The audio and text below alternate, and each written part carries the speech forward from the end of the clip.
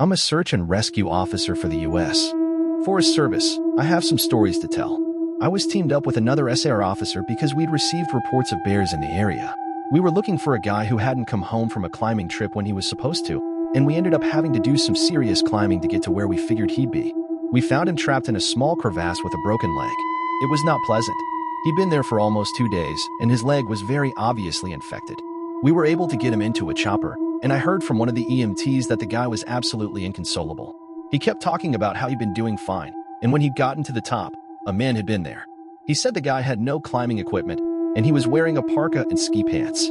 He walked up to the guy, and when the guy turned around, he said he had no face. It was just blank. He freaked out and ended up trying to get off the mountain too fast, which is why he'd fallen. He said he could hear the guy all night, climbing down the mountain and letting out these horrible muffled screams.